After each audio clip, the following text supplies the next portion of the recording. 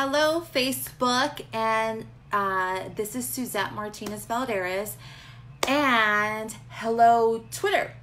So I actually have two cameras here right now, and I'm on both Facebook Live and Twitter Live.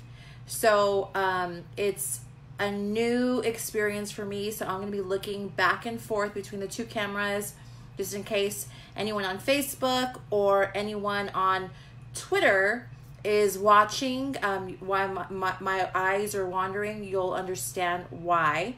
My name is Suzette Martinez Valladares. I am a Republican woman, Latina, running for U.S. Congress in California's 25th Congressional District. This is my 8th Facebook Live Town Hall, and now it's my first Twitter Live Town Hall. So, Chef EE, welcome via Twitter. Michelle, Jimmy, good to see you on Facebook. I am doing these Facebook Lives. Today is my 8th Facebook Live and first Twitter live feed, and I've been doing these for 8 weeks now. And the whole reason that I'm doing these is because I believe it's so important to hear from the citizens in California's 25th Congressional District as much as possible. I'm running for Congress, and I have key priorities that I am very passionate about. But the reality is that we have an entire district, an entire state, and really an entire nation that have different opinions and thoughts and ideas. So this is a way for me to connect with constituents here in the 25th Congressional District, across California and the United States, to talk about the issues that are important to us. So welcome. I want to talk to you guys. Welcome, Anthony and Bill. Hi, Bill. It's so good to see you. Thank you for joining. A little bit about myself. I want to talk to you guys about a few things tonight, but I really want you to send me your questions. So a little bit about myself and why I'm a Republican. I am a Republican because of Al Gore. A lot of people have asked me, I've even had a few people reach out via Facebook and direct message me and ask me, like, Suzette, I see on your website you say that you're a Republican from Al Gore. I'm confused. Yes, it is very confusing. Well, when I was in high school, I was told that I was a Latina, that I was a woman, and that I should be a Democrat. That means I'm a Democrat. I looked around me. I looked at the high school dropout rate. I looked at the roads that were in disrepair. I looked at the policy that was negatively influencing my community, and I was like, what is going on? So I started to get a little bit more vocal about what my community's needs were at school, and I had a counselor who took me to Fairfax High to see then Vice President and presidential candidate Al Gore speak. And everything that he said directly contradicted the very values my parents raised me on. So I knew what Al Gore was saying I was not, and I did not believe in. So I looked into the Republican Party, and I, lo and behold, I actually tuned into Rush Limbaugh. Rush Limbaugh in the 90s was a very different Rush than he is today.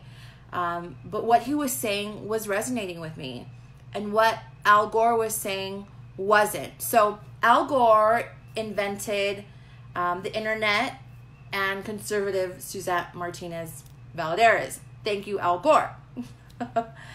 So for those of you who are wondering how Al Gore impacted me, that's a story. It was quite a long time ago. It was about 20 years ago. It's kind of funny that I can't believe that was 20 years ago. I think my 20-year high school reunion is coming up this year.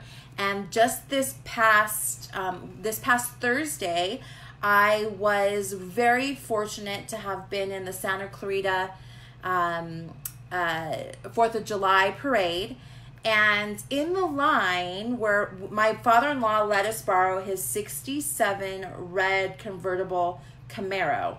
I want this car. I know everybody in my family does, but it's a beautiful car.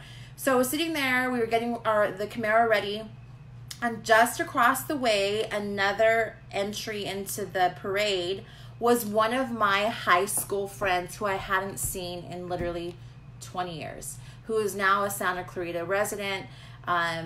She plays softball, or I'm sorry, her children play softball, so she's a coach. So I just had such an amazing time last week at the Santa Clarita 4th of July Independence Day Parade. Shout out to the 38th Central Committee, Republican Central Committee, who won first place for their parade and their parade idea, celebrating 100 years of women's suffrage. So it was a great parade. I had a really wonderful day meeting just amazing people in our district. Later that afternoon, I was able to go to the Lancaster PBR rodeo. We had a booth there where I had some really great conversations with conservatives. You know, I'm really getting, what's so amazing about this journey in running for Congress in the 25th Congressional District is that I'm meeting so many Hispanics and so many Latinos that are conservatives. And I think I'm inspiring them, but more than that, they're inspiring me. So at the booth, I was previously the Republican National Committee's Director for Hispanic Initiatives in the state of California. I was the former chair of the California Republican National Hispanic Assembly. We have our chair actually on Facebook Live here with us, Anthony Cabeza. Thank you for joining us. He also happens to live here in Santa Clarita. Welcome. But I've been engaging Latinos for well over a decade to be a part of the political process and to vote Republican. And all of that, and all of the more than decade that I've been doing this, I've just never seen so many Latinos come out to say, listen, I'm conservative, I'm Christian, I'm Republican.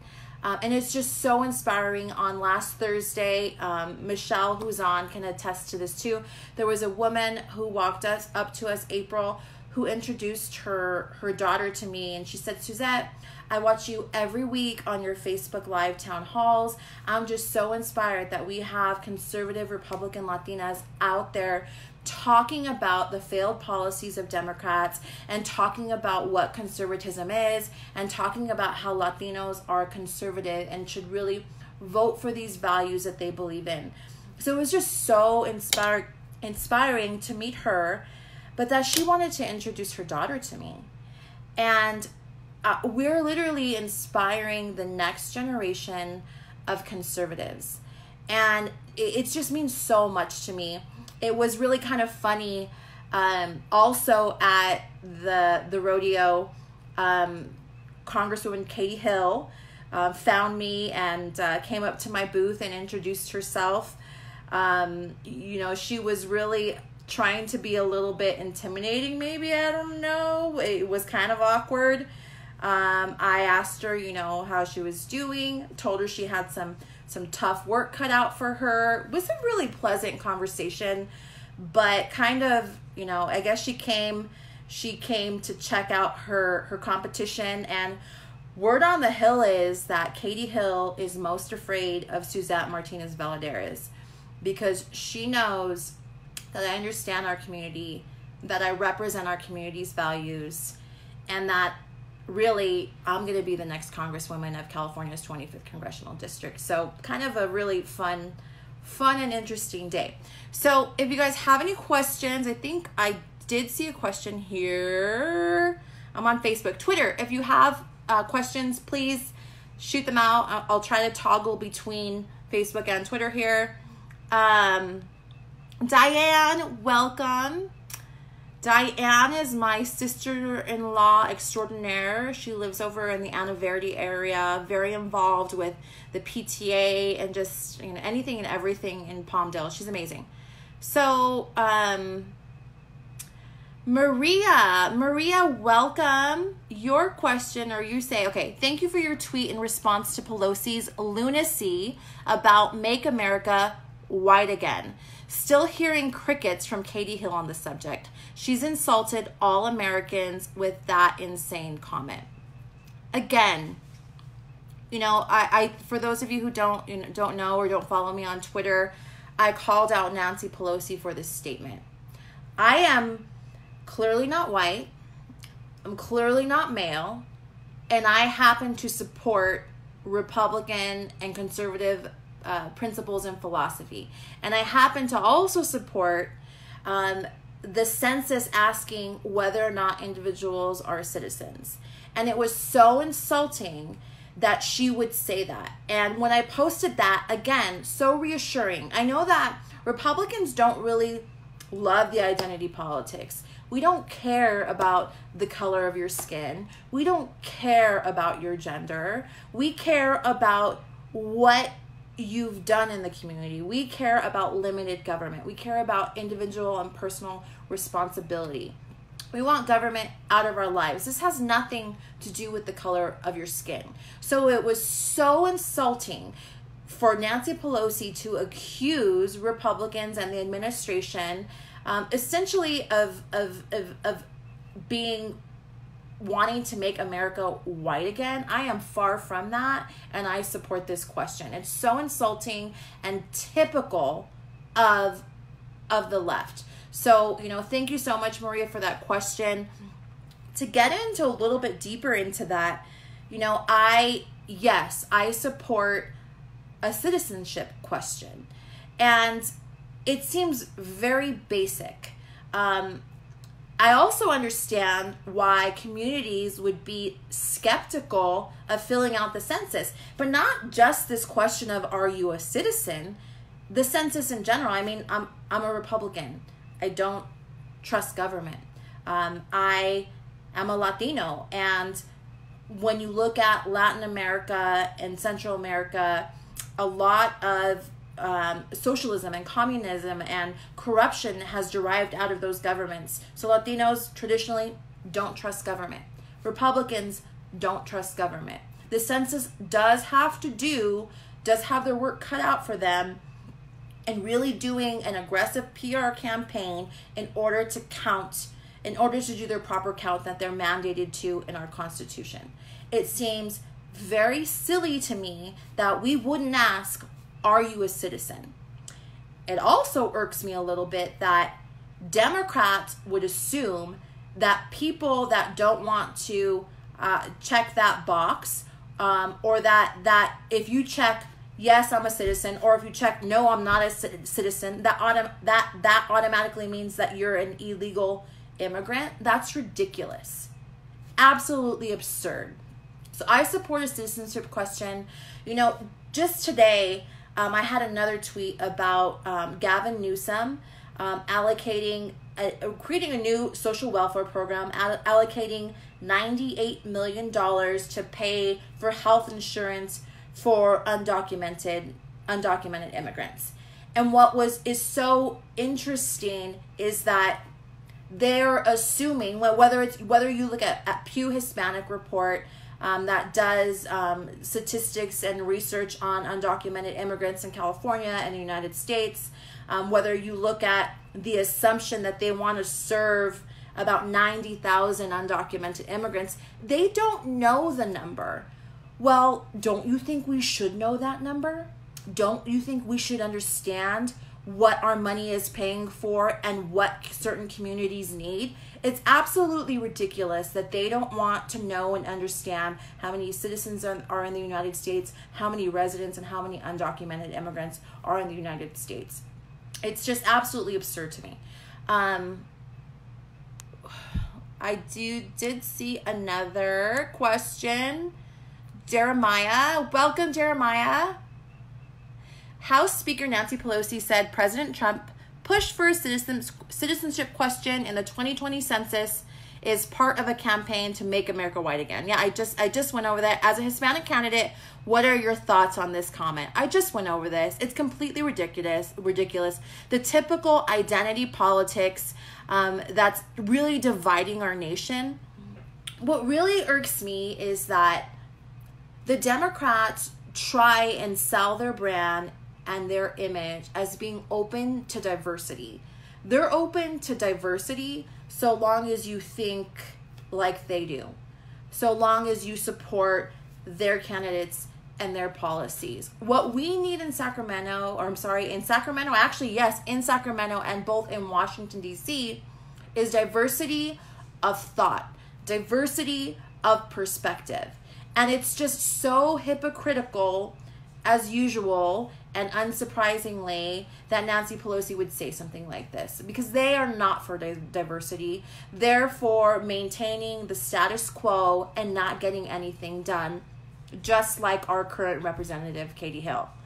So Jeremiah, great question. Frank Velasquez, welcome. Frank is I'm pretty sure Frank is a family member of mine. I have a really large family. So on my, I mean, maybe that's typical Latino, right? Large families. On my dad's side of the family, his family is from Delano, Bakersfield area. My grandmother actually worked for Cesar Chavez, and when she lived in Bakersfield, my family was a part of the labor movement, and the labor movement was necessary. And the way that Democrats have tried to rewrite history is absolutely absurd. But I have, so on my dad's side of the family, my grandmother had 10 sisters, and my grandfather had, there was actually 8 brothers and 2 sisters. So of that, like all of those, my great aunts and uncles have had like 5 kids. So I have a massive family. Frank Velasquez happens to be a part of the Velasquez side of my family. Welcome. And Daniel Fisher as well. Daniel is my cousin who lives in Bakersfield. And Daniel, you're going to have to, while you live in Bakersfield, I know that your family are pioneers from the Santa Clarita Valley. So you're going to have to remind me who that family is, but it's from your dad's side of the family, I think. But your family are pioneers, and we love and thank your family as well. Daniel, maybe you'll tell us who that is. Phil, welcome. Yay. Suzette, John, nice to see you. John Quintanilla, also one of my, we were formerly on the Republican National Hispanic Assembly board together. So he is a great patriot who engages Latinos to be a part of the American political process as well. I did just go over what my take was on the citizenship question.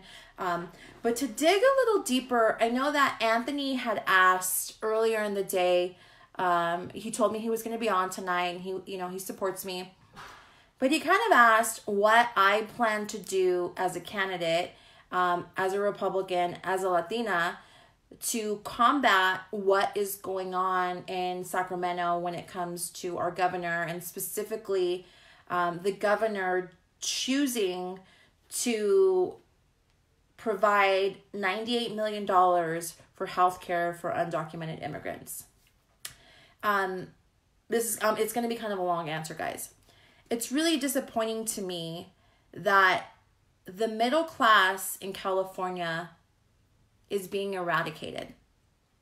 The cost of living is through the roof, whether it's gas, taxes, or just gas, whether it's the cost of groceries, whether it's the cost of electricity, single mothers, people who have 2 jobs, who are literally living paycheck to paycheck. And I get it, guys. I have, sometimes have savings when I can save, when the cost of living isn't so high, or I don't have unexpected expenses. And sometimes, I'm not. Sometimes, I have lived in that situation, paycheck to paycheck. And the policies coming out of Sacramento are a direct result of failed liberal policy. The cost of living our homeless population. All of these things affect the middle class. And along this campaign trail, what I'm finding is that the middle class can't afford to live here. The very wealthy can afford to live here, and the very poor, some of them homeless, can afford to live here. I guess that could be a little bit of an oxymoron, because there are so many programs that California is spending money on instead of helping the middle class. And it is so sad that I talk to people day in and day out, and I don't think there's a day that goes by that I don't hear about somebody saying, you know, I can't take it anymore. I'm leaving. I'm going to Arizona. I'm going to Colorado. I'm going to Texas. I'm going to North Carolina. I can, you know, there was somebody who, I think actually somebody posted a picture of this, what looked like a mansion in North Carolina that was like a $500,000 property. Well, if you're lucky enough to find anything for $500,000 in the valley or out here, it's probably a small property, if you can find anything. And instead of California, Gavin Newsom using the $22 billion surplus to eliminate taxes, or you know, let's lower the sales tax. We have a surplus.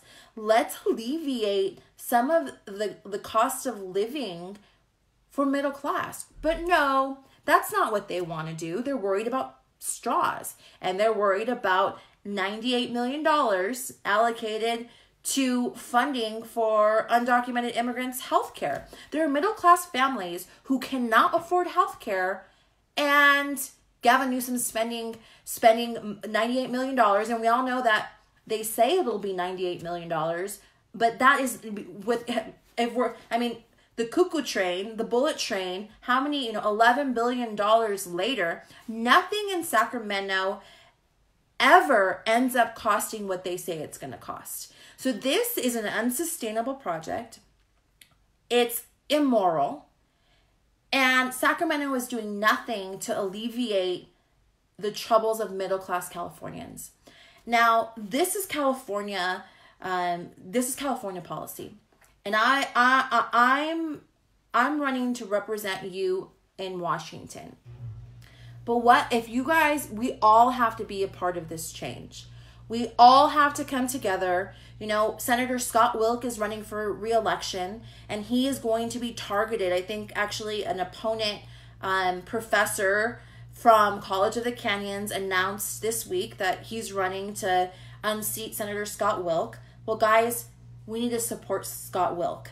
We need to knock on doors for him. We need to make phone calls for him. You guys need to donate to his campaign. The same thing with Assemblyman Tom Lackey. And Tom Lackey, I love Assemblyman Tom Lackey. We care about a lot of the same things. The special needs community is very near and dear to me. It's very near and dear to Tom. He's going to be targeted. Last cycle, we lost Assemblyman Dante Acosta's assembly seat to Christy Smith, who hates charter schools. I love charter schools. Charter schools have given so many children quality education and thus opportunity, and really an alternate to failing education systems in California. This is who's representing us in Washington. We have to come together as a community and support Republicans at all levels. We have to take back the 38th Assembly District. I'm not sure if we have that candidate that's announced on the Republican side, but we got to support them. We also have to branch out and start to do voter registration, guys. Actually, if anybody's interested in door knocking my campaign in the primary, we'll be supporting Tom Lackey, we'll be supporting Scott Wilk, and whoever the other Republican running for state assembly is. We've been knocking on doors. My campaign is also going to be doing voter registration. We're going to be doing phone calls. So please reach out to my campaign, to Michelle. Go to SuzetteValladares.com. We have to take back our state, and it's going to take a lot of work. And I cannot do it without you guys. You guys, we need to come to California. We need to support California Republicans. California is not a lost cause, but it's the Dems in Sacramento have a super majority. They want to hold on to their power. It requires a 2/3. Any tax increases in the state legislature require a 2/3 vote by the legislature. They have that super majority. Yet they're still trying to propose things like a simple majority for both the state legislature as well as counties and cities to pass tax increases. A simple majority, guys. They're doing whatever they can to hold on to power. They're a one-party system, and we have to take back our state. The California's 25th Congressional District is winnable. Guys, we can take back this state, and I am committed to not just serving you in Washington and fighting for good policy, but I'm committed to helping take back California. And I have a great plan, but I need your help, guys. Common sense American patriot. Anthony, that's because Santa Clarita is conservative. You're right. Santa Clarita is conservative, guys, but the Dems have been doing voter registration. They have unions coming out here to knock on doors for Katie Hill. It also doesn't help that they're funded by rich billionaire elites, also inserting millions of dollars for voter registration. When I first became involved in Republican politics, there was 24 Republican congressional members in California. Today, there are 7. There are 7. This is absolutely absurd, and the middle class is feeling this. So the time is now. The time to take back our state, to say we're fed up with taxes. The time to take back our country. The time is now to say socialism will never be a part of American culture. We do not believe in socialist policies. And we don't believe in representatives who are willing to vote left of Chuck Schumer and Nancy Pelosi. It's crazy. 10 years ago, I thought Nancy Pelosi was the most liberal Democrat in Washington. And now I look at her, I'm like, she's a centrist in her party. It's absolutely absurd. Robert, welcome. Haha, what will you do to win back the 25th? It will be hard since Katie is so slick. I'm willing to help. Well, Robert, thank you so much. I'm going to have my team, Michelle, reach out to you. You may want to delete your phone number and your email there because lots of people watch this. And just reach out to us via direct message, and we'll definitely connect with you. But guys, here again, to come back to how I'm going to win the 25th Congressional District. First of all, I'm running because of my mother and my daughter. Being a mom has been, I've been a mom for 2 years now, 2 years and a couple months. And it's the greatest job that I've ever had.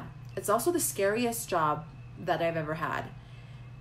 And when you come home, when you give birth to a child and you actually hold them for the first time and you look into their eyes, and especially I think for first-time mothers, you're so afraid.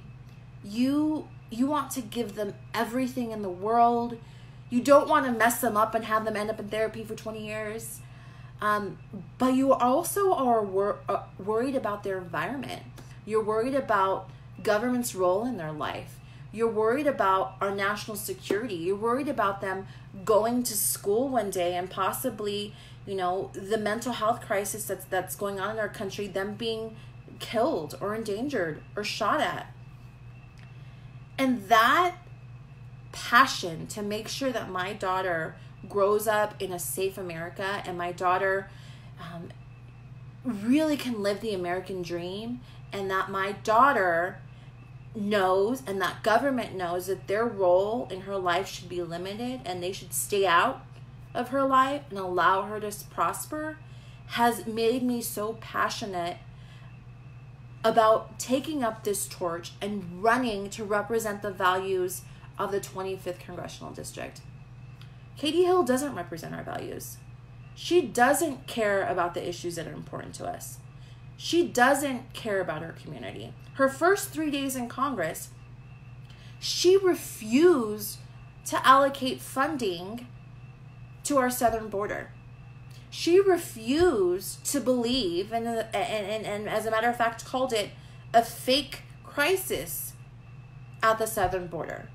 And just 2 weeks ago, she hops on her, internet following, on her social media platform, and says there's a crisis, there's a humanitarian crisis. Well, Katie girl, we've been talking to you about that crisis for quite some time. I've been talking about that crisis for quite some time, yet you still refuse to fund it. It's absolutely absurd. She does not represent the values of our community. We got to raise money. We got to knock on doors. We got to make phone calls. We have to come together as a community, as conservatives, and not just on Republican doors, but there are approximately 32% of voters in the 25th Congressional District who do not identify as Democrats, who are tired of both parties, who are tired of the left's pandering and posturing. We have to connect with them. We have to turn them out to vote. It's the only way that we take back our state. So in a very long-winded way, that's how we're going to take back this state, Robert. Thank you for volunteering. Anthony, you had a question. My question is, how will current Republican members and 2020 candidates in California respond to Gavin Newsom's funding healthcare for illegal immigrants? What's the plan? So it's kind of, there's kind of two things here, right? Because you have your congressional members who I think, even though they're congressional members in Washington or congressional candidates vying for a congressional seat that oversees federal legislation, they don't have as much of a say, obviously, as our legislators do that are in the state assembly and state senate. But they are influential. And part of the problem is, when it comes to healthcare, is that the healthcare system that we have is broken. It's too expensive. Prescriptions are too expensive. What Democrats are offering, a single-payer universal healthcare system, would be detrimental to everyday Americans, especially to the 5,000 plus chronic illness, to those who suffer from the 5,000 plus chronic illnesses and diseases in the United States. So we have to fix this at the national level and help drive down costs by inserting competition into the market. And I do talk about this quite a bit, but at the state level, we have to vote for Republicans. You have to call. Some of you live in this district, in the 25th Congressional District, the 36th Assembly District, the 38th Assembly District, or the 21st Senate District. You got to call your members and you got to tell them how you feel and what you want. And if you don't live in this district, you got to vote and tell your members that what you want. You guys, you have to make calls. Guess what? When I go to Congress, you're my boss. The voters are my boss. And we have to communicate with them, with each other, on what we want to see happen. So that's the plan, Anthony. We need to elect more conservatives and hold Democrats accountable. We got to take back this seat. Trevor, welcome, Trevor. Thank you so much for your support.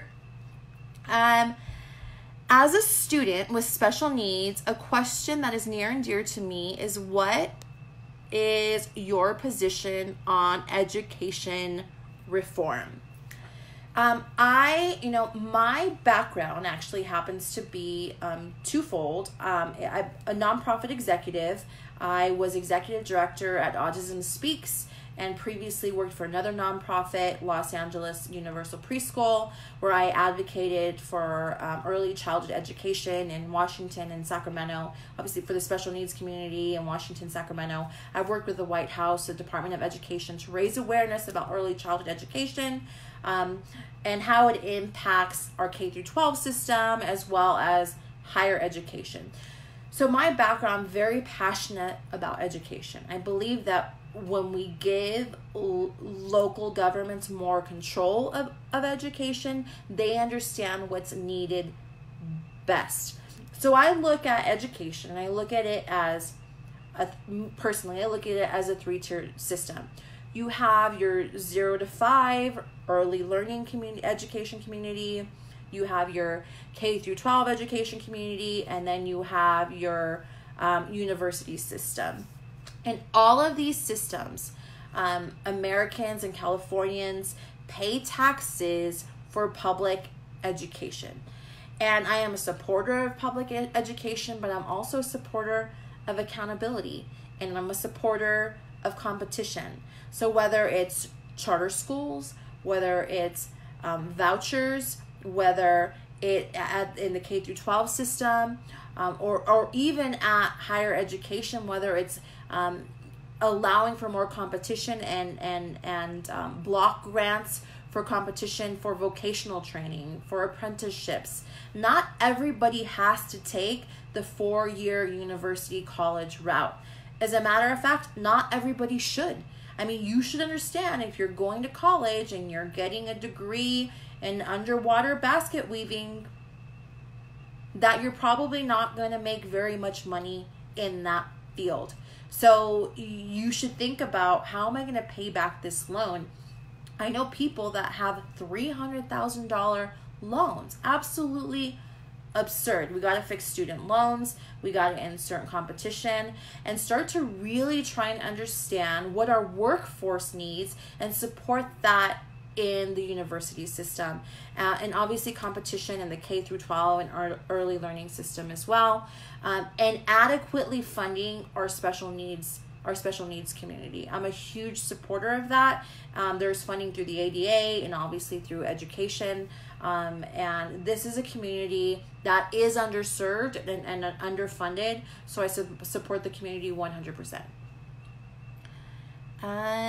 Who else? Chelsea, welcome. I saw you on the parade route and your twin boys. Chelsea has the most beautiful little blue-eyed babies who are also, I think, up-and-coming celebrities, aren't they, Chelsea? Cynthia, hallelujah. Yes, hallelujah. I'm a Christian, so that word's easy to read for me. Diane, okay, what is the most talked about issue on the campaign trail? Oh, wow. I talk a lot, so what is the most talked about issue on the campaign trail? I'm going to have to say it's taxes and the middle class. You know, I went to the Antelope Valley Hispanic Chamber of Commerce lunch last week. I've, went to events all week and have been going to events for months and months and months. And we're running into a lot of small business owners and a lot of everyday Californians and constituents in the 25th Congressional District. And everybody says taxes are absolutely out of control. Whether it's at the gas pump, whether it's business taxes, people are tired of the cost of living and specifically taxes. And they're tired of hearing that Sacramento wants to tax them more. Ironically enough, and actually if this isn't ironic, we have a president who has grown our economy, who has cut taxes for the majority of America. I'm not a supporter of the state and local tax deduction or the elimination and cap in the state and local tax deduction here in California. That is something that I can definitely do in Washington. I personally took, I think about me and my husband took about a $3,000 hit from that. So I don't believe I'm being taxed on taxes. But I think it's one of the biggest issues, taxes and small businesses wanting to leave because they can't afford to keep their doors open because of taxes and because of minimum wage increases and because of sky-high rents. The second issue right now is, and I don't know if it's strictly because of the humanitarian crisis going on at the southern border, but immigration reform, asylum loopholes, and the southern border are also huge issues right now that I'm going to Washington to change. Great question. Amber, it's great to see you. Common Sense Patriot says Gavin Newsom is expecting $317 million from fines for California citizens. Oh yeah, fines, right? Fines, fees, taxes, they're all the same thing. Anyway, Sacramento can get you to give them more of your money, they will do and can. $22 million surplus, I mean, that's not Sacramento's money. That is California taxpayers' money. If we have a surplus, guess what? Send it back to the taxpayers. But they won't, because they believe in big bloated government and social welfare programs that are not sustainable. Again, I also go back to, we don't have an accurate number or count of undocumented immigrants in this country. And, or even just how many actual citizens we have, how many illegal residents, how many undocumented citizens. This comes back to that citizenship question. If we knew the numbers, maybe we could balance and plan a little bit better, guys. It's very basic. You know, I have a small business. I've worked, you know, when I was at Autism Speaks and other organizations, I managed a multi-billion-dollar budget. You have to understand your cost. You have to understand your market. I mean, this is very basic stuff, guys. Stephen Daniels, great to see you. Stephen, actually, Stephen, direct messaged me earlier today. And Stephen, if you, so Stephen and I did a really great interview on the Talk with Santa Clarita a couple weeks ago, and I think it aired today, I think, Stephen. So, hopefully he puts that link in there. If not, it might be in my direct message, and I'll go ahead and link it, guys, so you can hear. I mean, we're definitely two polar opposites, but we had a very good, cordial conversation, and to me, it's a pretty good example of how two people with different perspectives can come to talk about solutions, and sometimes agree to disagree. It's okay to disagree, guys. Not everyone has to agree with me. I like it when they do. Stephen, I have not gotten the t-shirt that you sent me.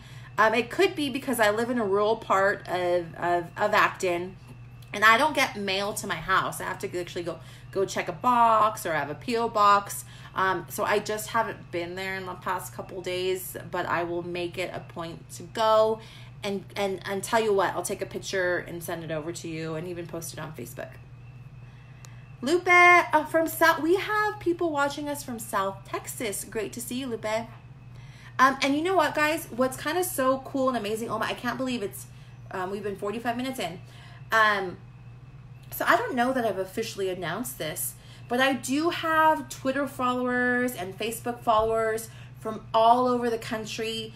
And a huge reason for that is because I was formally endorsed by the Republican National Hispanic Assembly. So the National Republican Hispanic Assembly, who is a U.S. organization of Latino Republicans fighting for conservative values across the United States. They're a very active organization. They're very influential. I'm so honored to have their support and their endorsement. But they've been pushing out and trying to help me grow some more momentum and really be a voice for the conservative movement within the Latino community and within the Republican Party. So that's, I think, maybe part of the reason why we have people from South Texas hopping on. Patty Lopez, so great to have you. I may have a couple more minutes. Angela's question here is, hi, what is this video about? So I am a Republican running for U.S. Congress in California's 25th Congressional District.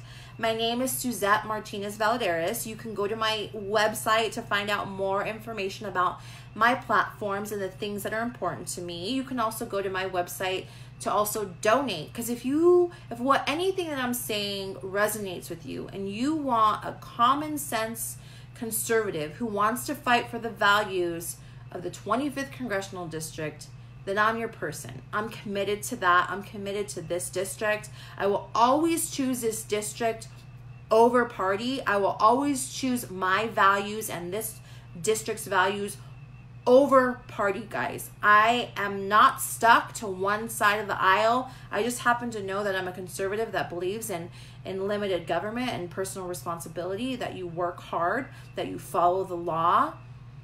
And guys, and you can do whatever you want in America. The American dream is yours for the taking. And nobody can hold you back, guys. Nobody can hold you back. Okay.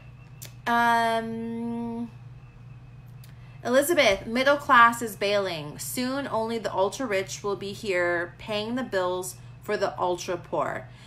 I'm sad knowing that when I retire, I will have to leave the state where I was born and raised. I agree with you. And I hear this day in and day out, especially from the generation that is just preparing to retire or are newly retired or have even been retired for quite some time. To the families that and retired individuals that are living on a fixed income, rent, mortgages, taxes, electricity, the cost of living keeps on rising. And when you're on a fixed income, it means exactly what it says. It's fixed. And you have to budget. And when you can't control the raising prices of taxes and the cost of living, all you can do is move. It's very sad that I have family members. My family came, on my dad's side, came to the United States in 1917. They've been here in California for over 100 years. And they want to leave because they can't afford to live here. They can't afford to live here. We have the highest poverty rate in the nation. We have one of the worst education systems in the nation. We have the highest taxes in the nation. We have the highest rents in the nation. It's not affordable. It's not affordable for so people want to leave. And it makes me very sad too, guys. But I'm not going to leave. I am somebody who, sometimes I beat dead horses, but I'm willing to stay and fight. I'm willing to stay and fight to represent your values and to turn California around and to turn Washington around. All right, guys, I'm going to take one more question here, and then I'm going to call it a night because it's already 8:45. So let's see. Oh, good. Yes. Common Sense American Patriot. I saw that you're having a local barbecue to meet you and get to know you and who is representing our community. When is it, where, and what is the donation cost to help you get elected? So yes, my really good friend and mentor, Santa Clarita City Councilman Bill Miranda, is supporting me. He's officially endorsed me, and he is hosting a barbecue on Saturday at 11:30. The cost, guys, is $20, and we're doing this because I know how expensive it is to live in California. I know that $20 is half a tank of gas for most of you for a week, or maybe even a couple days for some of you. It's expensive, and I really want you to come out and support me and meet you. So we're only asking $20. You can go to my website, SuzetteValladares.com. Michelle, I'm also going to have her post the link here. You do have to RSVP. When you RSVP, you will be given the address. It's in the Fair Oaks area of Santa Clarita at 11:30 this Saturday, July 13th. Would love to meet you, would love your support, and really, I want to hear what you guys have to think. I want to know what you want me to do in Washington.